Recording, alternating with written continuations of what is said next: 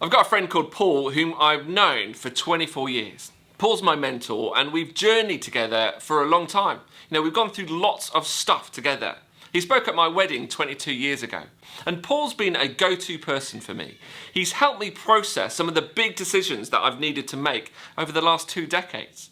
He's been there to offer support and advice when I need it. He's been there to challenge and give me a kick when I need it. And he's been there to listen without judgment when I've needed it.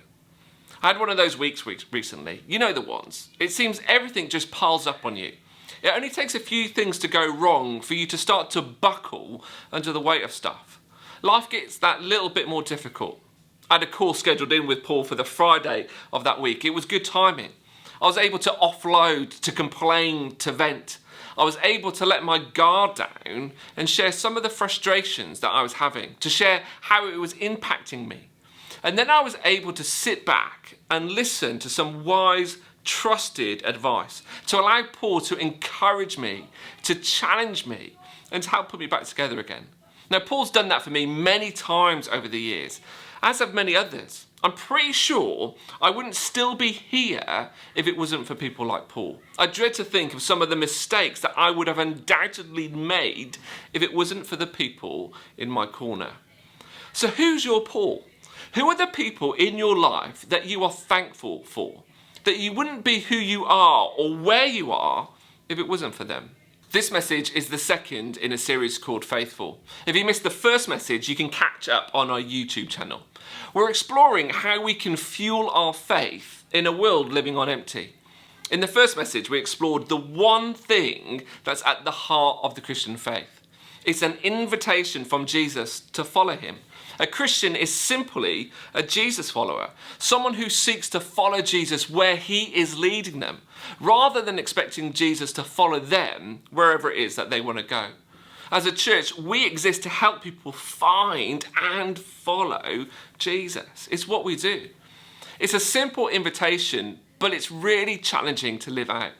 If you're a Jesus follower, are you asking him where it is that he wants you to follow him today and every day? Give it a go. Ask that question and act on the result. Actively and intentionally follow Jesus and see what happens. Now, for the rest of this series, we're going to explore 3 key ways in which we can do this in a way that results in full faith and a full life. The first way is all about having people like Paul in your life.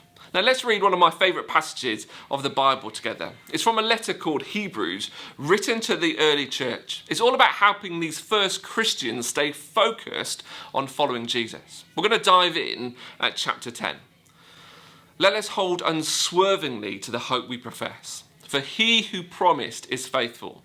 Now that's the challenge. This is part of what it means to follow Jesus, to hold unswervingly to him, to not allow ourselves to become distracted, to not allow the challenges of life to throw us off course. The author of this letter is encouraging their readers to not give up their faith, to not let go of the hope that they found in Jesus. You see, faith and hope go together. We often dilute this word hope. It can become more like a wish.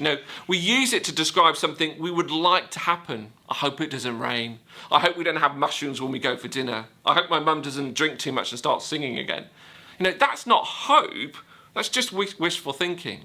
Hope in this context, the true meaning of hope, is about confident expectation.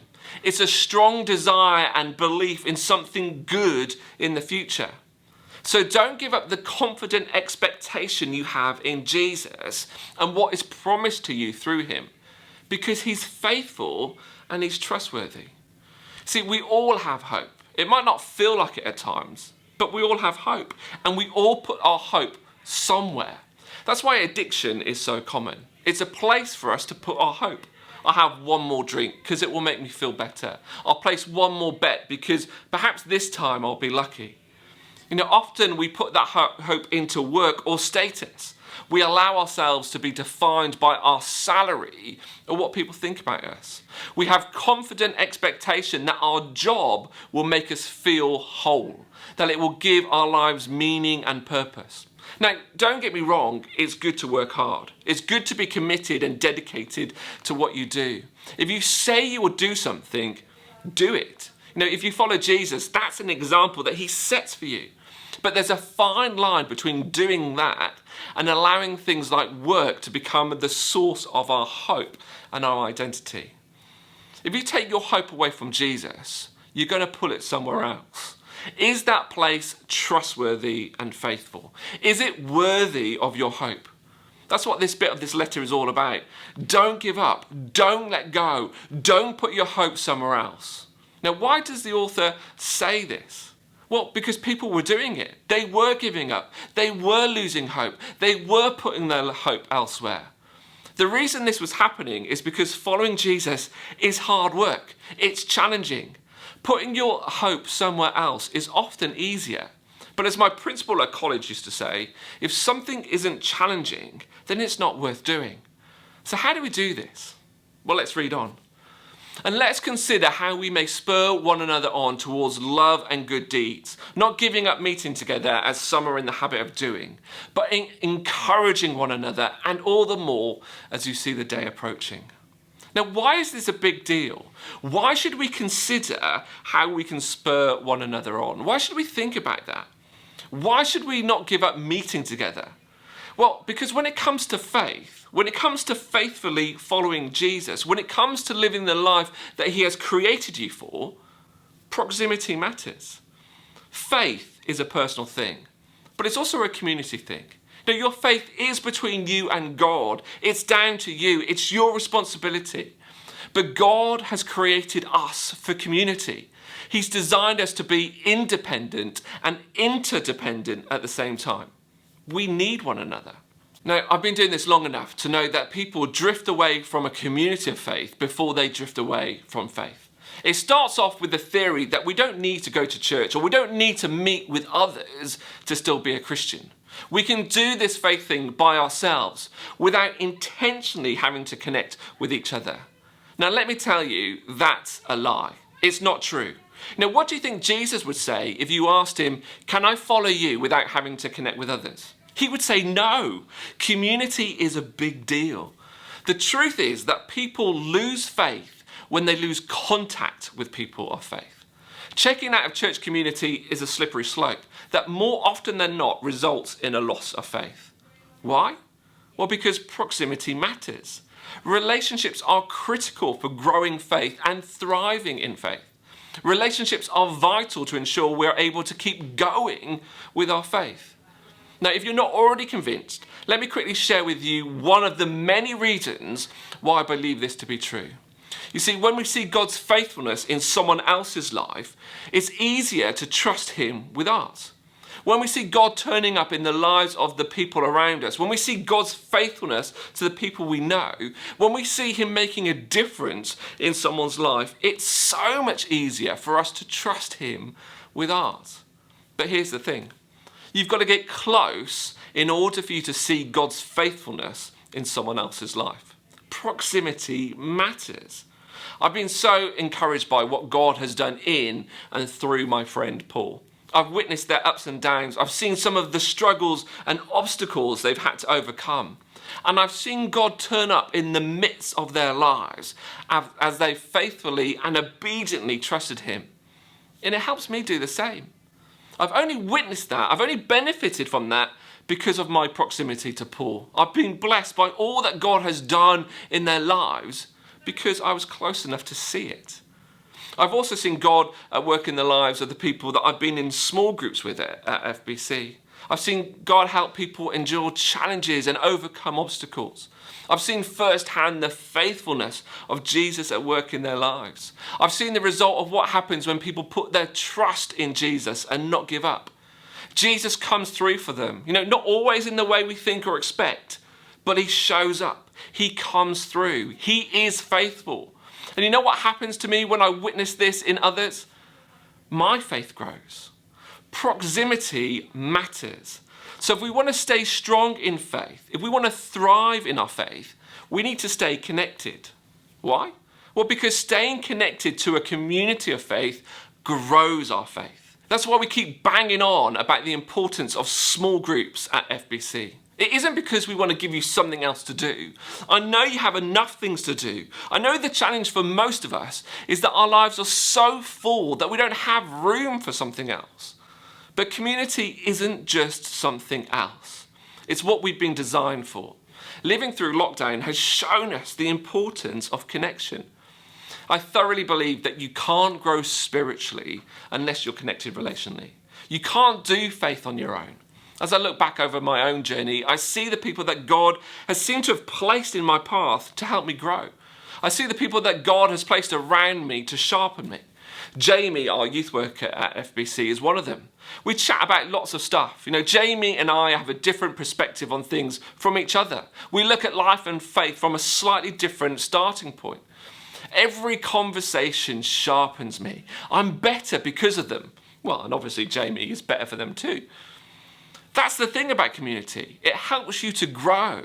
You need it to grow, but you also become part of someone else's story. God uses you in community to help the people you connect with to grow. He speaks through you. He works through you. He encourages and comforts through you. He helps and supports through you, and he challenges and stretches through you. Community is a big deal. God has created you for community. He's designed you to thrive and to help others flourish in community. That's why we keep talking about it. That's why we keep saying, join a group, join a group, join a group. But now, let me be totally honest with you. Joining a small group at FBC is not a magic formula. Just doing it doesn't mean you will automatically grow. You don't just walk into the group and bang, you have instantly grown in your faith and God has used you to grow others. The only thing that signing up for a small group does is trigger an email. And none of us need more emails in our lives. None of us wake up in the morning and say, you know what I hope for today? I hope I get some more emails. We use the word intentional before community because we know that we have to be intentional in order to benefit from community. Now, there's 3 simple things we ask of people when they join one of our groups. Turn up, join in, be real. There's a progression to this, and it does take time. It takes intentionality. It doesn't just happen automatically. You've got to turn up. You've got to be there when you say you will. You have to commit. That's also why when you join a group, we will let you know how long the group will run for, or at least how long we ask you to commit to being part of that group for. But obviously, just turning up doesn't do it either. You can't just sit in the corner and not say or do anything. Or if it's a Zoom group, you can't just leave your camera off and never speak. That's not community, that's stalking. You have to join in. Be an active part of whatever is going on. Take part, and as you do this, you can slowly start to be real. You can start to let your guard down, to share what you really think or what you really feel. You can share your questions or your doubts. You can share the challenges and the struggles you face. You can celebrate the joys and the success. You can encourage people with the positives and what God is up to in your life. Now, it's hard work. So let's remind ourselves of why we're talking about it. Let's read those words from Hebrews again. Let us hold unswervingly to the hope we profess, for he who promised is faithful. And let's consider how we may spur one another on towards love and good deeds, not giving up meeting together as some are in the habit of doing, but encouraging one another, and all the more as you see the day approaching. We want to hold on to faith, hold on to the hope that Jesus offers us, because only he is worthy of our hope. Only he is trustworthy and faithful enough for us to place our hope in. That's what it means to follow Jesus. And a key way we do this is by following Jesus with others, investing in intentional community, having a bunch of people with whom we can spur on, helping and encourage them to be the best they can be. We can only do this if we connect relationally, if we don't give up meeting together. And this only happens if we prioritize community, if we stick it in our diaries, if we make it an important aspect of what we do, not something that we drop first when something else comes along. Some are in the habit of doing that. They were when this letter was first written, and they still are today. We know that we lose faith when we lose contact with people of faith. So let's not be like them. Let's lean into intentional community. Let's encourage one another and spur one another on. Let's allow ourselves to be encouraged and to be spurred along. And let's do that all the more as you see the day approaching. Now that last bit sounds a bit confusing. What day? There is something in this about our destiny and our eternity. There will come a day when all that comes to a head. But I think we can also think about this from the perspective of any day. A new job, an operation, a house move. Whenever life hits, whenever life takes an unexpected or even an expected turn, we need people around us to encourage us and to spur us on, to help us keep going. I'm so thankful that I have those people in my life when those days come along. And I'm so thankful that I'm able to be one of those people for others. I can't do that for everyone, but I can for some. But I only have these people in my life because of the time and commitment we've given to intentionally connecting into community. I know you might be thinking to yourself, Chris, that all sounds good, but I just can't afford the time. If that's the case, then let me put it in a slightly different way. Can you afford not to? Of course, you don't have to do this by joining a small group at FBC. There's loads of ways that you can do it. The important thing is that you do it. If you want us to help, just head over to fbcnext.com/groups to find out more.